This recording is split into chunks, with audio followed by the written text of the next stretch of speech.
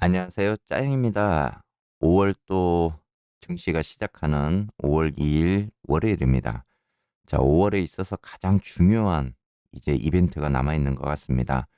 자, 5월 연준 미팅을 이렇게 이제 어떻게 보면 우리가 증시를 좌우할 수 있는 굉장히 좀 중요한 시점인 것 같습니다.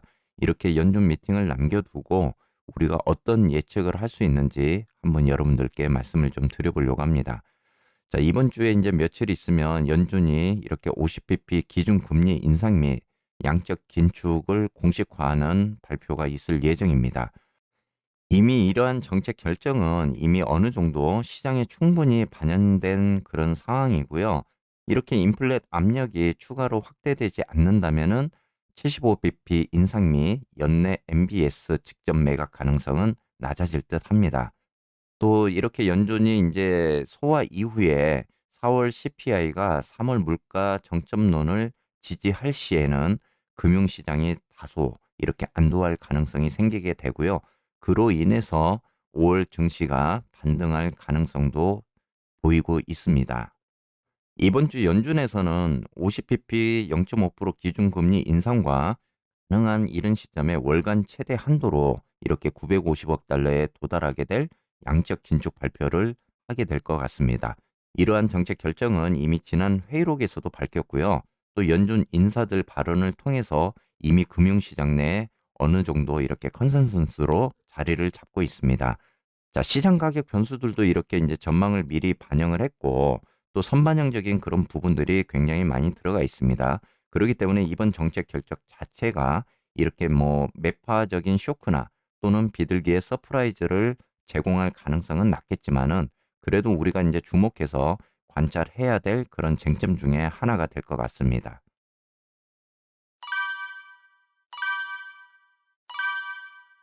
하지만은 향후에 이렇게 불안한 요소도 많이 남아 있습니다. 75pp 인상 가능성에 대해서도 우려스러운 그런 부분이 있는데요.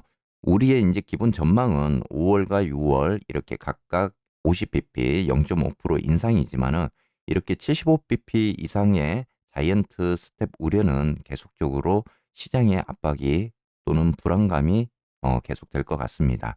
자, 현재 5월 50bp 인상 확정 후에 6월에 가서 이렇게 75pp를 인상할 확률은요, FFO 금리 선물 가격 기준으로 52% 정도 됩니다. 그리고 이제 지난 주말에 이렇게 발표되었던 1분기 고용 비용 지수 상승률이 예상보다 이제 높았던 점도 임금과 물가 악순환에 대한 그런 우려를 키울 수 있는 재료 중에 하나가 된 것 같습니다.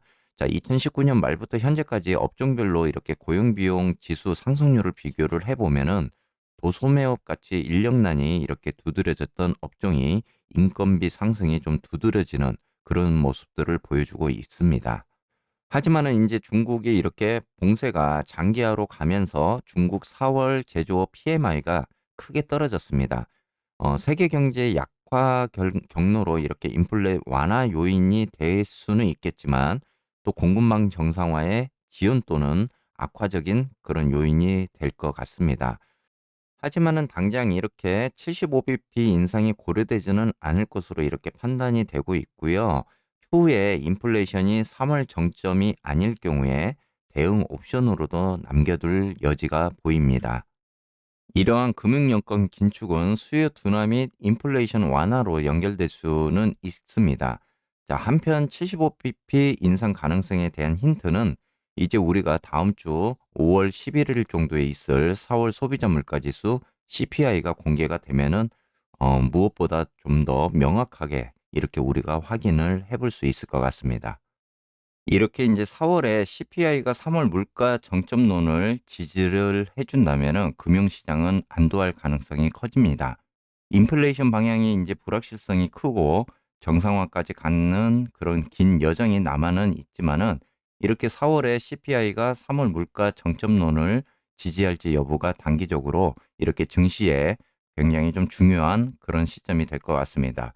자, 4월 이후에 국제 유가 안정과 또 작년 4월에 중고차 가격 급등 기저 효과로 이렇게 CPI를 소화하는 그런 금융시장이 보여진다면은 이제 우리가 좀 더 다소 이렇게 안도스러운 그런 증시 방향으로 갈 수 있다라고 이제 생각이 들고 있습니다. 자, 이렇게 이제 연준이 회의록에서 월간 최대 한도 350억 달러의 MBS 축소 가이드를 제시를 하기도 했습니다. 어떻게 보면 또 불안적인 그런 요소 중에 하나가 이제 MBS 매각 가능성인데요.